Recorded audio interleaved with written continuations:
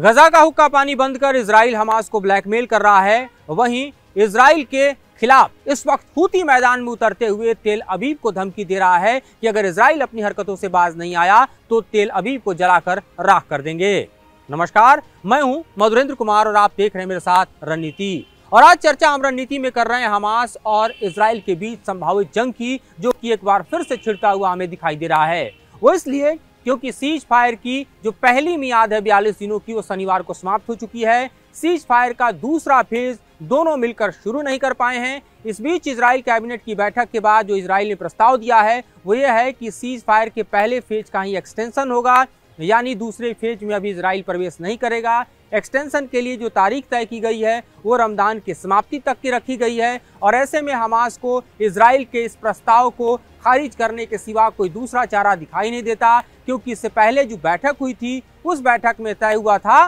कि Israel cease fire के दूसरे फेज में अपनी सेना को गजा की जमीन से विड्रॉ करेगा। लेकिन अब जिस तरह से इजराइल ने यू टर्न लिया है उससे हमास को समझ में आने लगा है कि इजराइल की रणनीति क्या है। और इस बीच हूती का बयान काफी दर्ज करने लायक है।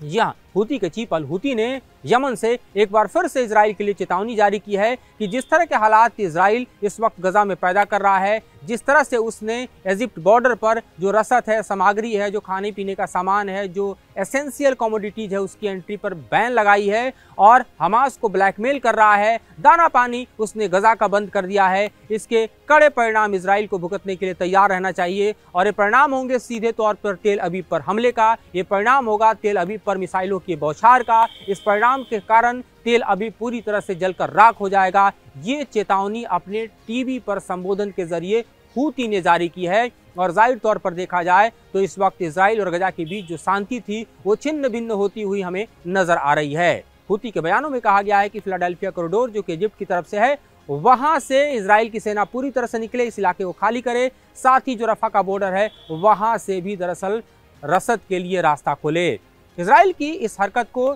जो ह्यूमन एजेंसी, ह्यूमैनिटेरियन एड देने वाली एजेंसियां हैं और यहाँ तक यूएन है, उसने भी दरअसल निस्तार किया है। उसने भी इसके ऊपर बड़े सवाल खड़े किए हैं।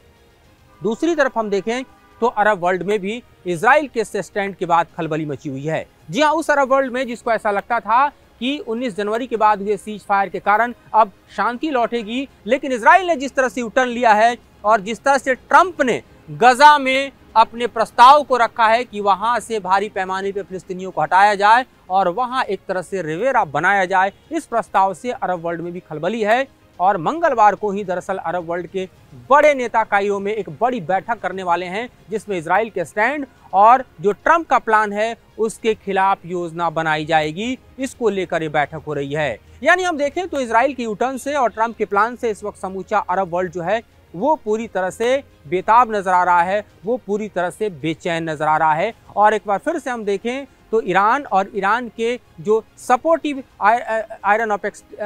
हम रेसिस्टेंस की बात करते हैं वो भी एक्टिव नजर आ रहा है, जिसके तहत हम देख रहे हैं साफ तौर पर किस तरह से हूती ने चेतावनी जारी की है।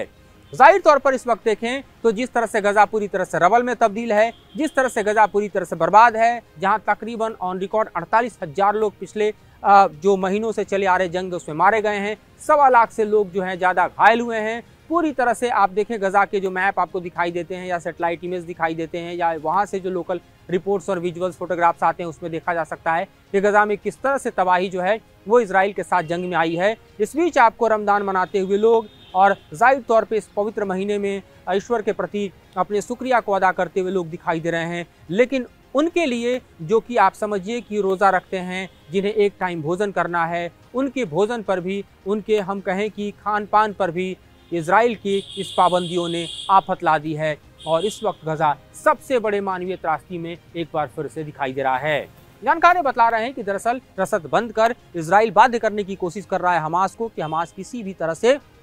दरअसल उसके इस एक्सटेंशन प्रस्ताव को मान दे, यानी फेज 2 में एंटर इजराइल और हमास न करे और जाहिर तौर पे जो सीज फायर का फेज 1 है उसी को एक्सटेंड किया जाए। और अगर सीज फायर का फेज 1 एक्सटेंड होता है तो इसमें एक्सपेक्टेशन क्या होगा। दरअसल इस वक्त भी आप देखें तो तकरीबन 59 की संख्या में इजराइल के बंदी हमास के हाथों में हैं और इसमें तकरीबन 35 मारे गए हैं ऐसा बताया जा रहा है, 24 अभी भी जिंदा हैं। इसराइल की कोशिश ये होगी कि वो फेज 2 सीज फायर में एंटर ही ना करे और फेज 1 के अंतर्गत ही वो हमास पर दबाव बनाए कि 2 दर्जन जो उसके जिंदा कैदी हैं उसको हमास रिहा कर दे। और इस तरह से जो पहले बातें हुई थी जिसमें तय हुआ था कि पहले फेज में इसराइल और हमास एक दूसरे के बंदी और कैदी छोड़ेंगे, उसके बाद जो तकरीबन 60 बच जाएंगे वो दूसरे फेज में हमास छोड़ेगा, लेकिन इसके साथ ही इसराइल को अपनी सेना गजा से विड्रॉ करनी होगी और थर्ड फेज आएगा तब गजा के पुनर्निर्माण की शुरुआत होगी। इस बीच हम देखें तो तकरीबन आप समझिए कि जो कैदी हैं मैक्सिमम वो इसराइल के निकल चुके हैं, महज 2 दर्जन हमास के हाथों बचे हुए हैं और इसराइल चाहता नहीं कि अब दूसरे फेज में जाए, यानी आईडीएफ के को बाहर निकाले। इस बीच एक और बड़ी बात सामने निकल कर आ रही है कि इसराइल ने एक और प्रस्ताव रखने की तैयारी दी है कि अगर गजा से आईडीएफ निकलेगा तो हमास को भी निकलना होगा। और जाहिर है कि अब जिस तरह का स्टैंड इसराइल ले रहा है, जिस तरह से कड़े प्रावधान हमास के सामने रख रहा है, इन प्रावधानों के तहत आगे बातचीत हो पाए इसकी संभावना धूमिल नजर आ रही है। तो फिर होगा क्या? फिर होगा युद्ध, फिर वही होगा जो पिछले कई महीनों से हो रहा था, फिर वही होगा जिसके कारण दुनिया के पटल पर देखें तो मानवता सबसे ज्यादा त्रस्त नजर आ रही थी, फिर वही होगा जिसमें ह्यूमैनिटेरियन क्राइसिस के साथ साथ ह्यूमैनिटेरियन कैजुअलिटी फिर से आगे बढ़ेगी। इस बीच ये भी बताया जा रहा है कि इन 42 दिनों के सीज फायर के भीतर भी देखें तो दरअसल आईडीएफ ने जो हमास के खिलाफ कार्रवाई हो वो इंटरनली जारी रखी, भले ही आपको एरियल अटैक न दिखाई दे रहा हो, लेकिन कैजुअलिटी रुकी नहीं। और फिर से हालात एक बार जिस तरह से बद से बदतर होते जा रहे हैं, उससे अंदाजा ये लगाया जा रहा है कि रमज़ान के इस महीने में ही कहीं फिर से जंग जो है वो इसराइल और हमास के बीच न छिड़ जाए, इसराइल और हूती के बीच न छिड़ जाए, हिजबुल्लाह फिर उतर करना इस युद्ध के मैदान में आ जाए और ईरान के लिए भी दरअसल इसराइल से लोहा लेना इस वक्त मुफीद हो पाए, क्योंकि स्थितियां और परिस्थितियां दरअसल इसराइल के प्रस्ताव के बाद, ट्रंप के प्लान के बाद, नेतन्याहू के यू टर्न लेने के बाद, आईडीएफ की तैयारियों के बाद यह साफ तौर पर दिखाई दे रहा है।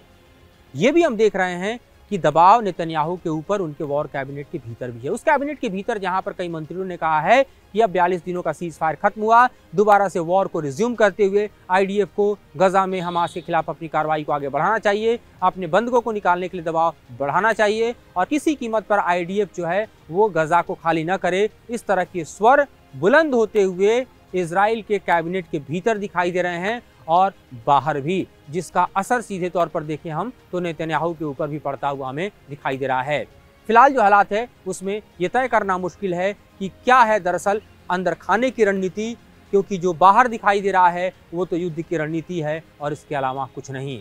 तो हमारी नज़र लगातार गजा और हमास के बीच बनी हुई है, हमारी नज़र लगातार ईरान पर भी बनी हुई है, साथ ही कैरो में होने वाली बैठक पर भी बनी हुई है, जिसमें अरब वर्ल्ड तय करेंगे कि किस तरह के कदम आगे उठाने हैं, किस तरह से इसराइल को मनाना है, किस तरह से फिर से सीज फायर के टेबल पे लाना है, गजा का भविष्य क्या होगा, गजा का पुनर्निर्माण क्या होगा, जिस तरह से रसद बंद करके ब्लैकमेल करने की जो नई रणनीति अख्तियार की है, ये दरअसल वॉर में इस वक्त की सबसे बड़ी रणनीति कह सकते हैं जो नेतन्याहू ने अख्तियार किया है, उससे कैसे निपटना है। इन तमाम चीज़ों पर हमारी नज़र बनी रहेगी और इससे हम आगे भी आपको रूबरू कराते रहेंगे। फिलहाल मुझे और मेरे सहयोगी विकास राय को दीजिए इजाज़त।